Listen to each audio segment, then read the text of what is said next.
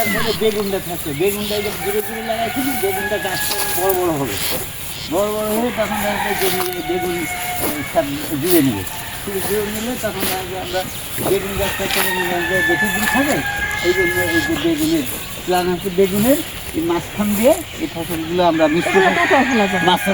ফসলগুলো আমরা উঠাই ফেলি। এখানে আবার ওই গাঁদা ফুলের ফুল ফুল মানে গাছে ওই যে যখন ফুটবে না তখন ওটা আকর্ষণে আছে, পোকামাকড় কিছু পোকার আছে যে ফুলের উপরে আকর্ষণ, তখন ওই ফুলকে কেন্দ্র করে ওরা দৌড় দিয়ে এখানে আসবে, ফুলের সাথে গন্ধ আপনার আলাপ করে বা ওখানে নাচ গান করে ওরা উড়ে চলে যাবে, আমাদের ফসলটা বেশি নষ্ট হবে। তাহলে আপনার এখানে 12 জাতের না বেগুন? হ্যাঁ, ওই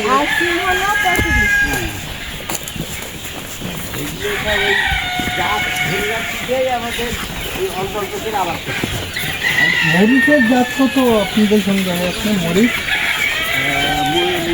মরিচও এরকম যেন আছে, ওখানে কত জাতের জন্য আসছিল, ওখানে মনে করেন যে 10-12 জাতের মরিচ আছে। এখানে এখানে যে মরিচটা এখন একটা আছে, ওই যে রান্নাঘরের ওখানে 4-5টা আছে, একটা হচ্ছে উর্দ সাদা মরিচ, একটা উর্দই কিন্তু কালো মরিচ, আর একটা হচ্ছে ঢেপা মরিচ, আর একটা হচ্ছে বিন্দি মরিচ, আর একটা হচ্ছে যে এই যে ওই কারেন্ট মরিচ, হ্যাঁ মানে এক একটা এক এক রকম। কামরাঙা মরিচ ঝাল খুব, বিন্নি মরিচে তো জাল খুব। এদিকে এই মুরগিগুলো কি মুরগি সব দেশি মুরগি, কিন্তু ছেড়ে দিয়ে দেশের মতো করে ছেড়ে দিয়ে পালা হয়, ছেড়ে দিয়ে পালা হয়, ওই ছেড়ে দিয়ে মাছের পাতা মতো সব খায়, জঙ্গল ছিল সব পাতা খেয়ে সব ইয়েতে পাতা খায়, আর এই যে খাবার দেয় ভুট্টা টুট্টা, এই যে ভুট্টার গুঁড়া, চাউলের গুঁড়া, ফুল, হ্যাঁ এইসব খাইতে দেয়। ও মানে খাবারগুলো যে আপনারা নিজেদের বানাই দেয়? হ্যাঁ, এগুলো নিজেদের মা বানানো হয়। এই যে যখন ভুট্টা টুট্টাগুলো হয় ওখানে ওই যে মেশিনদের গুঁড়া করে দেওয়া হয়।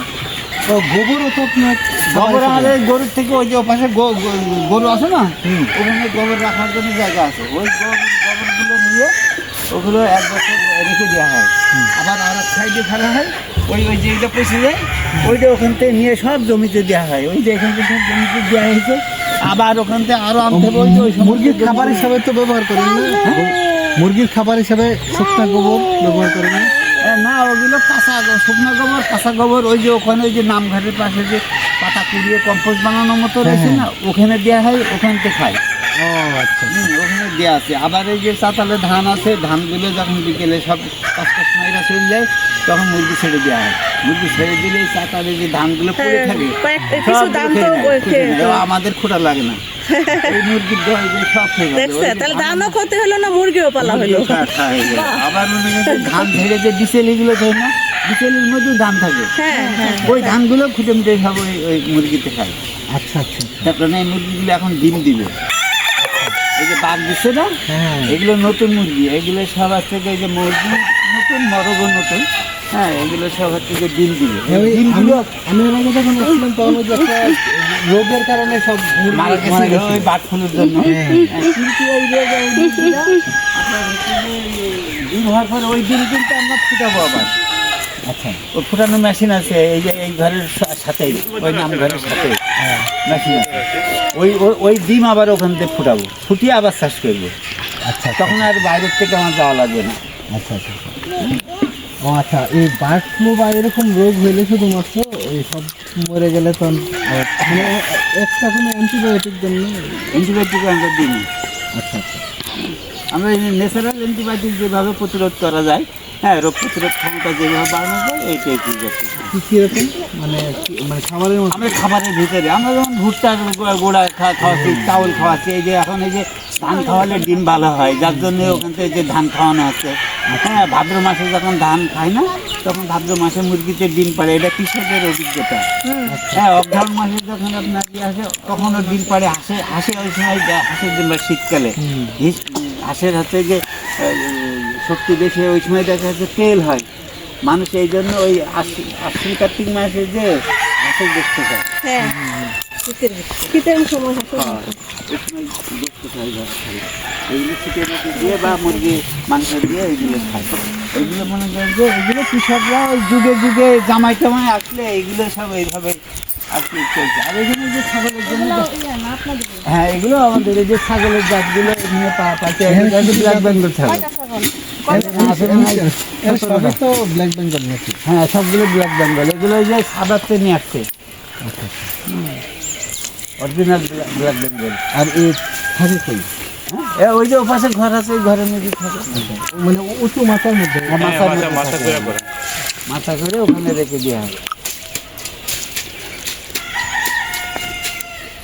এই ছাগল কি খাওয়ানো? ছাগলকে অ্যান্টিবায়োটিক দেন না? অ্যান্টিবায়োটিক এগুলো হচ্ছে ওই যে ইয়েতে আপনার প্রাণী সম্পদ কর্মকর্তা আছে না, ওরা উইকলি আসেন আর কি প্রাণী সম্পদ থেকে। ওনারা পর্যবেক্ষণের মধ্যে রাখে। তখন ওই যে ছাবারে যে প্রাণী সম্পদ গবেষণা কেন্দ্র আছে ওখান থেকে এখানে আসছে, এরাই এখন ওইরা ঠিক করতেছে। তারপরে এখান থেকে বাচ্চা দিলে এইগুলো আবার কৃষক পর্যায়ে দেওয়া হবে। আচ্ছা আচ্ছা। দেশ একটু ছাগল কোথায়? বাংলাদেশের কৃষি গবেষণা কেন্দ্র থেকে দেশে পাঠাইছে রিসার্চ করার জন্য। এই যে বিজ্ঞানীরা পাঠাইছে যে বেগুনটা এগুলো চাষ হয় কিনা, কিন্তু দেখা গেছে যে না, এটা ভালো হয় না। প্রত্যেকটা ডুগায় ডুগায় ফল আসতে ওরা লিখছে। ওই যে বেগুন, হ্যাঁ বেগুনটা ফল যখন আসবে, বেগুনটা কীভাবে বানাইছে জানেন?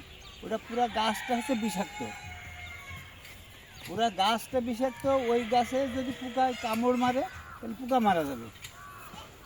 ওই গাছে যদি আপনার ইয়ে লাগে, আপনার পিঁপড়ের মতো ওই যে ডুগা ছিদ্রকারী পোকা লাগে, পোকা মারা যাবে। ওই গাছে কোনো পোকা লাগবে না। আর পোকা যখন না লাগবে তখন ওই জমিতে ফসল বেশি হবে। তার মানে ওই ফল গাছ সব বিষাক্ত, ঠিক আছে? ওই গাছের জন্য দেখা যাচ্ছে ফল যদি বিষাক্ত হয় তাহলে ওই ফল তো মানুষ খাইলে তো হবে, ইয়ে হবে, কিন্তু বাজারে বিক্রি করতে গেলে যে কিনে খাবে সে মারা যাবে, কিন্তু কৃষক টাকা পাবে। এই হচ্ছে চিন্তা ভাবনা, কিন্তু এই চিন্তার মধ্যে আমরা নাই। আর এখানে জাতের মধ্যে আমাদের 35টা জাত আছে এখানে, এগুলো জাতের জন্য শুধু। হ্যাঁ এই জাতটা তৈরি করা, এগুলো দেওয়া হয়েছে যে শুধু বীজটা সংরক্ষণ করা। তার মানে এখানে যে যতগুলো ইয়ে আছে আপনার জাত আছে, এই জাতগুলো যদি বেশি বেশি করে তৈরি করা হয় তাহলে দেখা যাচ্ছে যে আপনার এই যে জমিতে কুলাবে না, আমাদের যে জমি আরও বেশি জমি লাগবে। তো সেই জমি না থাকার কারণে এখান থেকে অল্প জায়গার ভিতরে একটা সিম, ওখান থেকে অল্প জায়গার, মানে সিম তো লম্বা হয়ে অনেক, হ্যাঁ কিন্তু অল্প জায়গার ভিতরে দেখছেন যে এখানে 35টা জাত আছে, এক একটা হ্যাঁ সিমেরই 35টা জাত। হ্যাঁ ওখানে দেখে আসলেন যে বেগুন 12 জাতের, এই বেগুন 12 জাত থাকতেও আপনার বিটি বেগুন নিয়ে আসতেছিল, কিন্তু আমরা মিছিল করে মানববন্ধন করে ওইটা এখন আপাতত বন্ধ আছে। বিএসদের সাথে যোগাযোগ করে দেখছি যে না, এটা চলতেছে না। আর এখানে কিন্তু